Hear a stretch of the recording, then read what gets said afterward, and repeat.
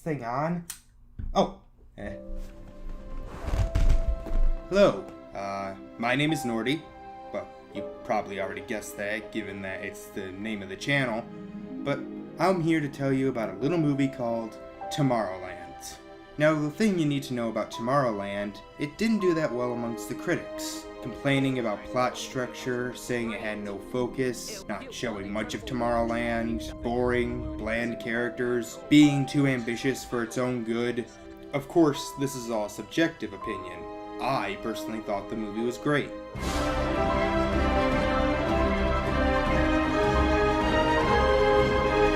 Tomorrowland is a 2015 Disney science fiction movie directed by Brad Bird and written by both him and former Lost Raider Damon Lindelof. It follows a young girl named Casey Newton who seems to be the only one who has any optimism left for the future. One day she finds a pin that shows her images of a place called Tomorrowland, but since it's only an advertisement, she has to find out how to get there. She gets help from a human-looking droid named Athena and a very pessimistic man named Frank Walker, and together they try to get to Tomorrowland. That's a very, very minimal plot synopsis. There's a lot more going on in this movie than just that. So, what the hell can I say about Tomorrowland?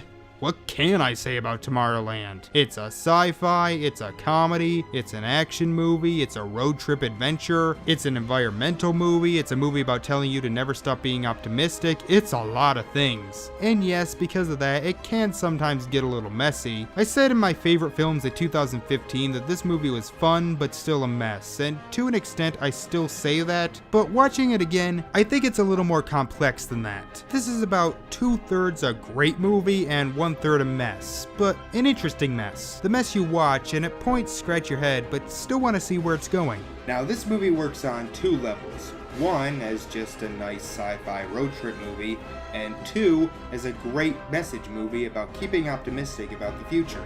We'll start with it just as a movie. This film looks absolutely amazing. Brad Bird is one of my favorite directors, and every shot in this film is just a visual marvel. The effects are top notch, it's very bright, and is absolutely gorgeous. The action scenes are also a lot of fun. I say this with the best of intentions, but they're kind of cartoony. This was Brad Bird's second live action film he directed after Mission Impossible Ghost Protocol, and both of these movies have action scenes that feel a little animated. They're fast paced, over the top, and at times seem to forget physics exists because there are parts where the characters easily should have died.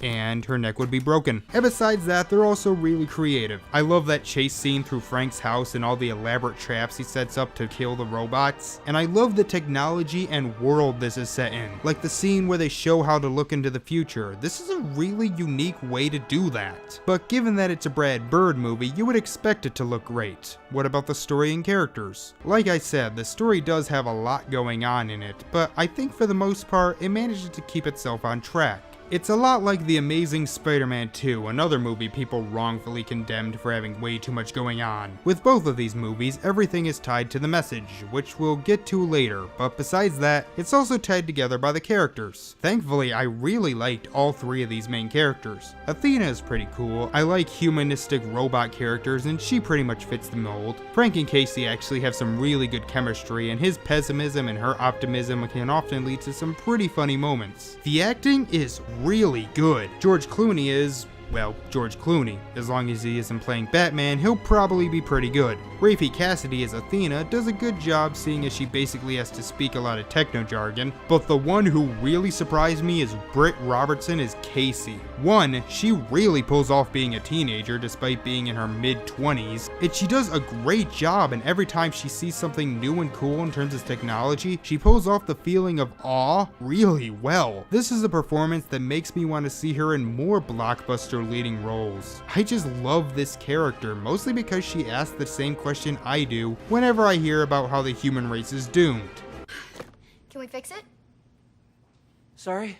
I get things are bad, but what are we doing to fix it? And that leads me to the other thing about this movie, the thing I love about it the most, its message. The message of Tomorrowland, to put it basically, is to stop being a negative Nancy and start being more optimistic about the future. And the way the movie is presented, it actually makes you wonder, what the hell happened? We used to dream about the future, picturing places filled with jetpacks, flying cars, hoverboards, a place where technology can do basically anything. And yet today, we fear the future. All we can think about is global warming, nuclear holocaust, government oppression, and robot uprisings. When did we get so paranoid? In fact, just ask anybody, literally anybody, what do you think the world will look like in 100 years? 50 years ago, they would have said a utopia where anything is possible. Now they'll either say worse than it is now, or it will no longer exist. And we all just sort of accept it. I mean, yeah, there's people saying to cut down on carbon emissions and no one wants to go to war, but does anyone think we can have a utopian future anymore? Well, here's this movie saying, yes we can. We just have to have a little bit of optimism. I didn't get to see this movie in theaters due to, well, everything going on in my life at the time, but when I saw the lukewarm reception it was getting, I was surprised. This movie was hyped as hell, and yet when it came out, critics were completely split on it and it ended up being a bomb, making about $209 million on a $190 million production budget. But box office isn't really important. Brad Bird has enough goodwill to get him through 50 bombs. Besides, I feel like this movie is going to be a cult classic 10 years from now. And as for the major criticism thrown at the movie, like I said, the plot I find mostly straightforward. People just assume that because a movie has a lot going on in it, that automatically makes it a jumbled mess. Except The Dark Knight, that for some reason gets a free pass. I think the biggest problem that I can't really defend is the abrupt tonal shifts. I mean, sometimes it feels like a regular old sci-fi adventure, and then you just get weird scenes where two hobby shop owners turn out to be robots who are about to kill a teenage girl in broad daylight. And while for the most part it's perfectly family friendly, there's this part where one of the villains ruthlessly murders 3 cops.